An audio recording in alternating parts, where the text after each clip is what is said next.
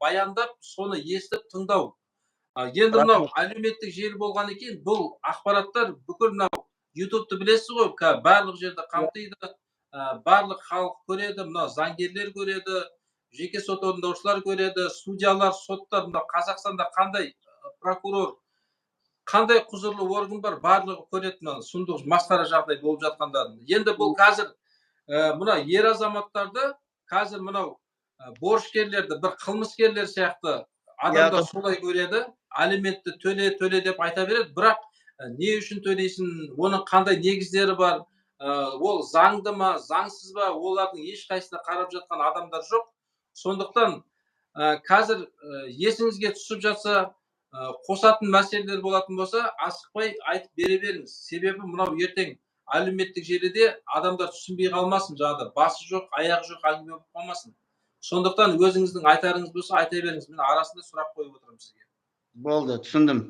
Рахмет Бақытжан мырза, мен түсіндім.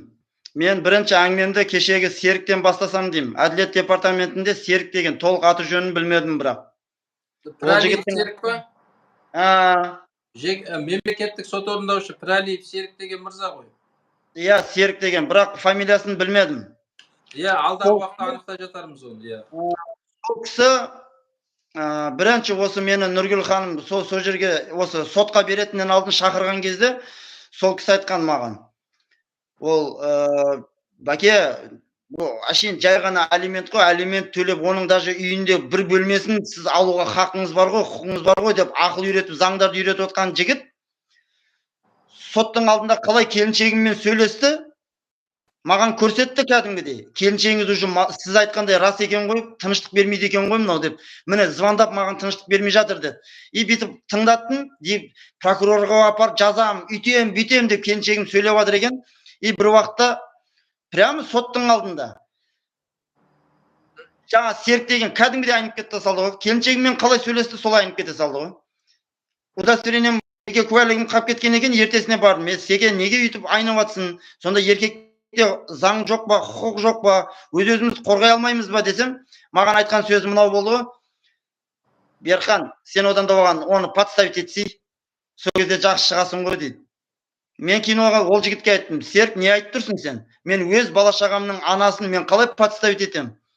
Бір Алла куә, сендер егер оған куәлік бермесеңдер де Алла бар. Мен ондай жасай алмаймын дедім. Ол да жасап жатыр ғой саған дейді. Ол да жасап жатыр ғой саған, мына иттіктің бәрін саған жасап жатыр ғой дейді. Ол жасаса жасасын. Ол өз жолымен жауап береді. Мен өз жолыммен.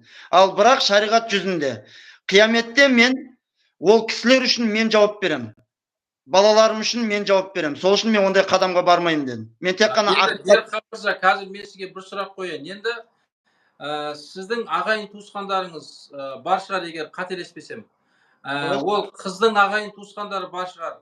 Енді бұл жерде мынау рулық мәселе, ағайын туысқандардың бір кішкене оғанда бір басу айтып қойып, мына араларында 6 бала бар. Тоқтат, енді сізге де бір ағайындарыңыз араласып, не мәселе болып жатыр деп араласқан адамдар болды ма осы уақытта? Болды. Қандай іс-әрекеттер болды?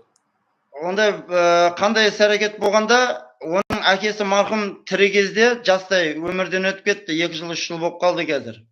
Оның әкесі тірі кезде сол әкесі басатын еді. Қызым қой, бір емес, екі емес, уже бұл 3-ші, 4-ші байың. Ана байыңнан бір бала бар, қой, осыменен бұл да жаман жігіт емес. Қой деп сол әкесінің айтуыменен негізі жасап келдік. Мына әкесі қалай өмірден өтті, қазір жоқ. Ал мен тараптан болса да, мен тараптан ағайындарым келіп, бірдеңе болса, енді ол қызға емес, ағайыным мен тарапты, мені басатын тұғын. Особенно ішінде анам, ең байғұс сол мен жаны ашитын, жаны ашарым. Анам келіп айтатын тұғын.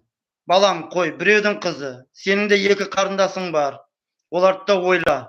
Ертең кесірі тиіп кетпесін. Әйтеуір үй болып кет, балам. Әйтеуір қандай болса да шыда. Әйел адам сондай болады деп, әйтеуір анам өз ақылын айтып кететін тұғын.